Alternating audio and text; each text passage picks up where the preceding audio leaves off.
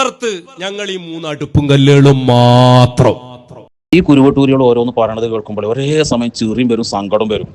ഇറ്റിങ്ങൾ പറയുന്ന പൊട്ടപ്പോയത്ത് ഇങ്ങനെ കേൾക്കുമ്പോൾ സ്വാഭാവികം എങ്ങനെ ചിരിക്കാതൊക്കെ സങ്കടം. റബ്ബേ, ഈ സാധുക്കൾ ആ സുലൈമാന്റിന്റെയും കോമാന്റിന്റെയും കുട്ടിപ്പാപ്പന്റെ ആ വലയത്ത് പെട്ടുകാണ്ട് ഈ കോലത്തിൽ ഇറ്റിങ്ങൾ പൊട്ടന്മാരും മരമണ്ടൂസുകളായി പോയല്ലോ പഠിച്ചോനെ എന്നുള്ള ആ ഒരു സങ്കടം എന്താ നമ്മൾ കാട്ടുക.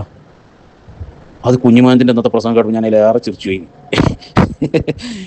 പണ്ടൊരു സാധു പൊട്ടൻ ഓൻ പറഞ്ഞേ, പിന്നെ അറക്കൽ ബീവിനെ കെട്ടാനേ ഞാൻ കെട്ടാൻ തീരുമാനിച്ചാണ്, 50% ഓക്കെയാണ് പറഞ്ഞു. അപ്പം ചോദിച്ചു, അതെന്താ അറക്കൽ ബീവി ഇജ്ജ് കല്യാണം കഴിക്കും? 50% ഓക്കായോ? ഇന്റെ ഭാഗം ഫുള്ള് ക്ലിയർ ആണ്, ഞാൻ ഒന്നും കൂടി ക്ലിയർ ആയാൽ മതിയായിരുന്നു. ആ പൊട്ടൻ അത് പറഞ്ഞാൽ നിർത്തിപ്പോയി. ഈ കുഞ്ഞുമ എന്ത് പറഞ്ഞ പൊട്ടന് അയിമ നിർത്തിയില്ല.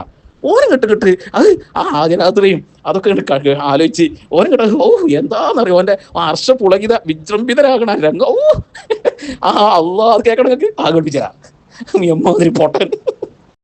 ഞങ്ങള് കാത്തിരിക്കുന്നൊരു പൊൻസുദിനുണ്ട്. എന്താന്നറിയോ? നിഴൽവാദിയെ തന്നെ കളത്തിലിറക്കിയേ ഞങ്ങളടങ്ങൂ. ഞങ്ങൾക്ക് ആ മുതലിനെ കിട്ടണ്ട, ആ മുത്ത് മാണിക്കക്കല്ലിനെ ഞങ്ങൾക്ക് കിട്ടണ്ട.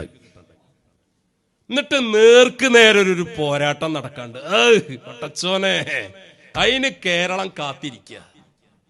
നിഴൽവാദി അപ്പുറത്ത്, അതേമാതിരി ഷിയാ ഫൈസ്, പിന്നെ എല്ലാവർക്കും എല്ലാവിധ ഐശ്വര്യവും നേർന്നുകൊണ്ട് മുട്ടിപ്പടി തങ്ങൾ, ഇവരൊക്കെ കൂടി ഒരു പക്ഷത്ത്. ഇപ്പുറത്ത് ഞങ്ങൾ ഈ 3 അടുപ്പും കല്ലുകളും മാത്രം. ഇപ്പുറത്ത് ഞങ്ങൾ ഈ 3 അടുപ്പും കല്ലുകളും മാത്രം. നിങ്ങളെ ഭാഷയിൽ ആ അവസ്ഥ ഒന്ന് ആലോചിച്ച് നോക്കി. ഞങ്ങള് ആലോചിക്കുമ്പോ തന്നെ നമുക്ക് റൊമാൻറ്റിഫിക്കേഷൻ വരിക അല്ലേ? എന്നിട്ടൊന്നൊന്ന് കൈകാര്യം ചെയ്യേണ്ടതുണ്ട്. മുന്നിലേക്ക് ഇങ്ങോട്ട് കിട്ടണം, മുതലിനെ മുന്നിലുണ്ട് കിട്ടണം. ആരെ? ഈ നിഴൽവാദിനെ മുന്നിലുണ്ട് കിട്ടണം. എന്നിട്ട് നമുക്ക് ശരിക്കൊന്ന് ഒന്ന് ഒന്ന് ഒന്ന് വേറെ വിഷയമൊന്നുമില്ല കേട്ടോ, റായത്തേറ്റ് ഒന്ന് അങ്ങോട്ട് സംസാരിച്ച് ഉസാറാക്കണം. അതായത് നമ്മൾ കാത്തിരിക്കുന്ന ഒരു പൊൻസുദിന. അവന്റെ എന്താന്നറിയോ ഓന്റെ ഹർഷ പുളകിത രോമാഞ്ചം രോമെടുത്ത് കുടിച്ചിട്ട് ആലോചിച്ചിട്ട് പോട്ടാന്റെ കുഞ്ഞുമാന്ത് ഞങ്ങളെ മുത്ത് മാണിക്കക്കല്ലിന് വിളിച്ചല്ലോ. ആ മുത്ത് മാണിക്കക്കല്ലിന് അനക്ക് വിട്ടുതരേ ആ മുത്ത് മാണിക്കക്കല്ലിങ്ങളെ ഈ പൊട്ടന്മാർക്ക് മൈന്തേക്ക് ചങ്ങായിമാരെ. ഇങ്ങളാ 3 മൈന്തുകളില്ലേ, ഞങ്ങളെ ചെറിയ മക്കളുണ്ടല്ലോ, SBS ലേറ്റസ്റ്റ് മൈൻ മക്കള്, ആ മക്കൾക്ക് ഇര പോരെ ചങ്ങായിങ്ങള്. എന്നിട്ടാ ഞങ്ങളെ മുത്ത് മാണിക്കക്കല്ല് നിങ്ങൾക്ക് വിട്ടുതരണേ. ഞങ്ങൾ ആൺകുട്ടികളുണ്ടോ അവിടെ?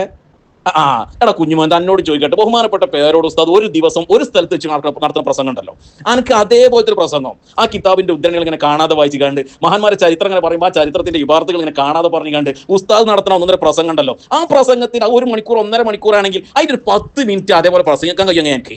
എന്നിട്ട് വന്നിട്ട് പറഞ്ഞാൽ പോരെ എന്തായത്?